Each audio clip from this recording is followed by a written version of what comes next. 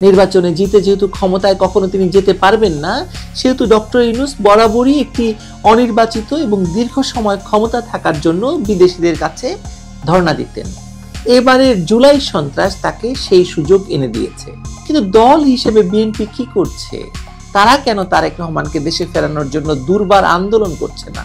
Tempo stand দখল করা থেকে শুরু করে রাষ্ট্র ক্ষমতার অনেকটাই তাদের হাতে এসেছে এবং তারা সেটাকে এনজয় করছেন।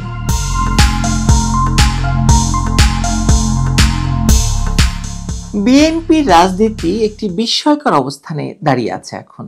নিজের ক্ষমতায় দলটি আজ পর্যন্ত কোনো গণ আন্দোলন জমাতে পারেনি এবং এখন জুলাই সন্ত্রাসের অংশীদার হওয়ার জন্য তারা প্রাণান্ত চেষ্টা করেও তাদেরকে আবারও বিফলই হতে হচ্ছে। এ যেন শিশুদের খেলার মতো। বিএনপিকে সবাই দুধ ভাত মনে করছে, যদিও সরকারের সর্বত্র তারা লক্ষ্যমান বা দৃশ্যমান। অ্যাটর্নি জেনারেল থেকে শুরু করে পুরো আইন অঙ্গন, সরকারের ভেতরে বাহিরে সর্বত্র তারা দৃশ্যমান এবং ক্ষমতাবান। কিন্তু দলটির সর্বোচ্চ নেতা তারেক জিয়া এখনো নির্বাসনে আছেন যুক্তরাজ্যে।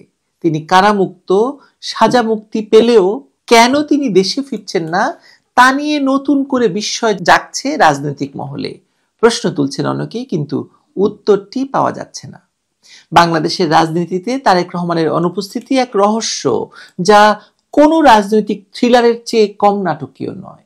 বিএনপি চেয়ারপারসন খালেদা জিয়া দেশে ফিরছেন তার দুই পুত্রবধূকে সঙ্গে নিয়ে, কিন্তু দীর্ঘদিন ধরে বিদেশে থাকা তারেক রহমান দেশে ফিরছেন না। প্রশ্ন উঠছে, তিনি কি গ্রেপ্তার হওয়ার ভয় পাচ্ছেন?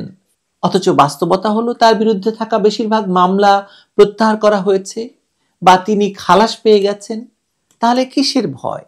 কার ভয়? আমরা এই ভয় নিয়ে একটু কথা বলি চলুন। তারেক রহমানের এই বিদেশে বসবাস প্রায় 17-18 বছর হয়ে গেল নয় কি? তিনি কিভাবে যুক্তরাজ্যে আছেন তা নিয়ে আওয়ামী লীগ আমলে প্রায় আলোচনায় উঠলেও এই আমলে আর সেসব বিষয় আলোচিত হয় না। বরং এই আমলে তিনি ফিরছেন না কেন, সেটাই সবচেয়ে বড় প্রশ্ন।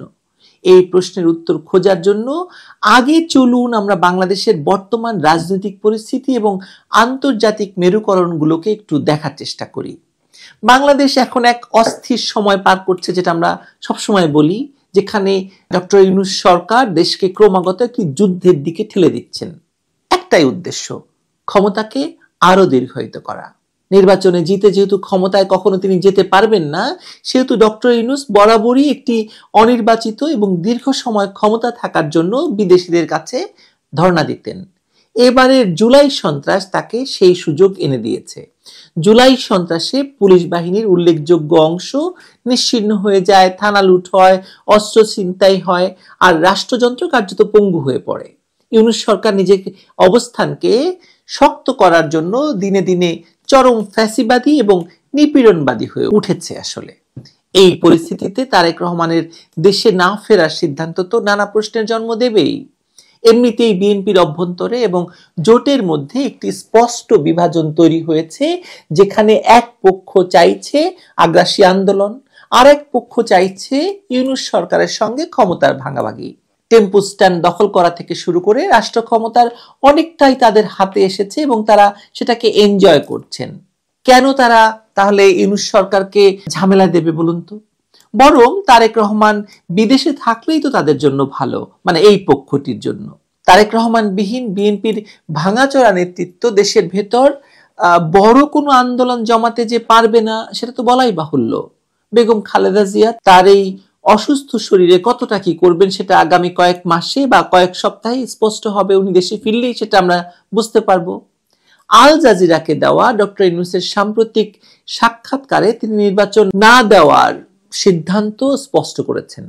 এতদিন ডক্টর ইউনূস ডিসেম্বর, জুন এইসব বলে সংস্কার এসব কথা বলে আসছিলেন নির্বাচন নিয়ে, কিন্তু হঠাৎ এই সাক্ষাৎকারে তিনি কেন একেবারে অল আউট খেলে ক্ষমতায় থাকার ঘোষণা দিলেন, সেটি যারা ডক্টর ইউনূসকে জানেন তাদের কাছে কিন্তু বিস্ময়কর নয়। বিদেশিরা তাকে ক্ষমতায় বসিয়েছে এবং এখন যুদ্ধের কারণ দেখিয়ে তাকে ক্ষমতায় রেখে দিতে চাইছে। এটা বোঝার জন্য আসলে বুদ্ধিজীবী হওয়ার দরকার নেই, সবাই বুঝতে পারছে ডক্টর ইউনূসের সরকার বাই দা বিদেশি, ফর দা বিদেশি এবং অব দা বিদেশি। তাহলে কি এই বিদেশিদেরকেও ডক্টর ইউনূসকে কানে কানে একথা বলে দিয়েছেন যে তারেক রহমানকে যেন দেশে ফিরতে না দেওয়া হয়? ফিরলেই ডক্টর ইউনূসের ক্ষমতার দিন শেষ হয়ে যাবে, অথবা শেষ না হলেও ঝাঁকানি শুরু হবে।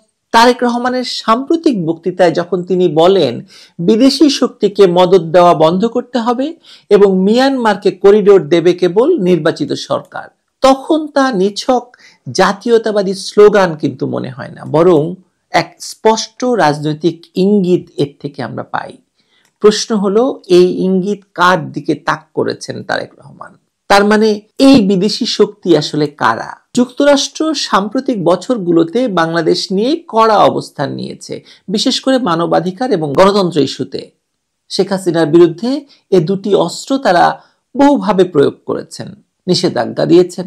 কিন্তু প্যারাডক্সিক্যালি ওয়াশিংটনও চায় না যে ডক্টর ইউনূসের শাসন আমলে বাংলাদেশে রাজনৈতিক বিশৃঙ্খলা ঘটুক বা চরমে উঠুক। এটা বোঝা যাচ্ছে এখন। তারেক রহমানের প্রত্যাবর্তন সরকার বিরোধী শিবিরকে হয়তো উজ্জীবিত করতে পারে, আন্দোলনের নতুন ঢেউ তুলতে পারে। এটি হয়তো যুক্তরাষ্ট্র বা ইউরোপীয় মিত্ররা এই মুহূর্তে চাইছেন না। সরকার এখন যে কৌশল নিয়েছে তা হলো শেখ হাসিনার অনুপস্থিতিতে তারেক জিয়াকেও দেশে না আসার এক অদৃশ্য চাপের মধ্যে রাখা, বিএনপিকে এক ধরনের নেতা শূন্য অবস্থায় রাখা। এতে সরকার এক ঢিলে দুই পাখি মারবে।